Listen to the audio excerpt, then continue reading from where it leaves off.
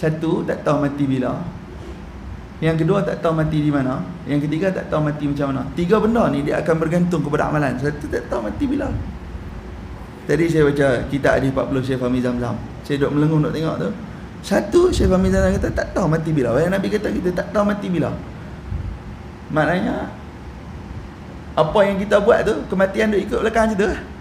Satu. Silap sikit.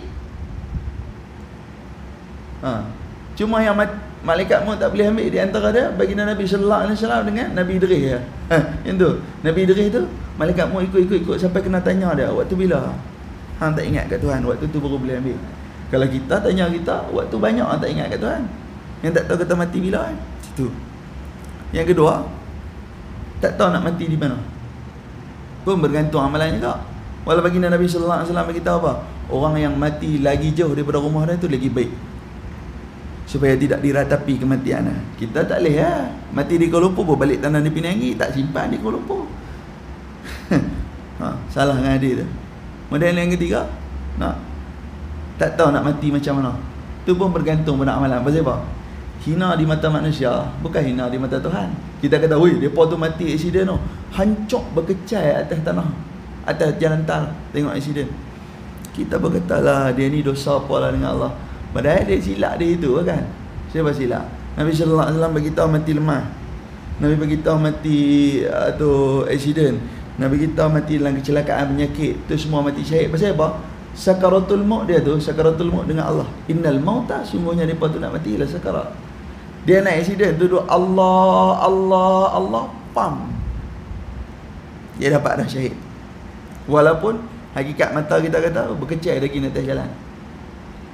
Hina mata kita, hina noh. Tapi di mata Tuhan dia cukup mulia, balik dia boleh rehat dalam kubur. Mata kita ada fikir tu. Dia ni buat dosa apa sampai Tuhan bagi mati dia lagu tu no? 3 persoalan yang ada ni, 4 jawapan yang bagi Nabi sallallahu alaihi wasallam buat mai kita. Tu kita fikir lagi depan. Selalu kita duk kata mati ni, kalau anak dia ustaz pun tak boleh cerita kat mak ayah dia. Wallah, saya abang betul-betul, saya pun tak ada kekuatan cerita kat mak saya. Mak syurga macam ni, neraka ni. Tak boleh pergi lah. Walaupun mak saya bukan cikgu, bukan ustazah, polis ya. Saya tak abang mak saya. Nak abang lah.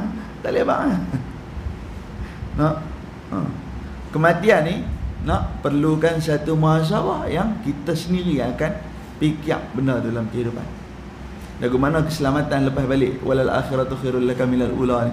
Hak kata akhirat lagi baik pada dunia ni lagu mana? Tu yang kita tu abang tu tak apa kan, kita rehat jangan cakap nyok-nyok letih kan. Padahal nikmati sisa bagi kehidupan yang ada ni. Nak makan apa pergi makan, jangan makan banyak sangat. Lagi Tuhan marah kalau sakit. Lepas tu nak buat apa pergi buat, relax. Pasal kehidupan kita ni cukup bahagia. Nak menanti hari-hari mati. Kita hidup bahagia, relax. Ya, kami tu cukup bahagia kami dah. Jumpa di tempat biri-biri, tegong air dah. Oh ni dah bikin Highland. Jumpa di tempat biri-biri. Saya duduk kat tepi. Kata punya besar dunia Pulau Pinang ni, mai jumpa di tempat biri-biri Gabriel Highland.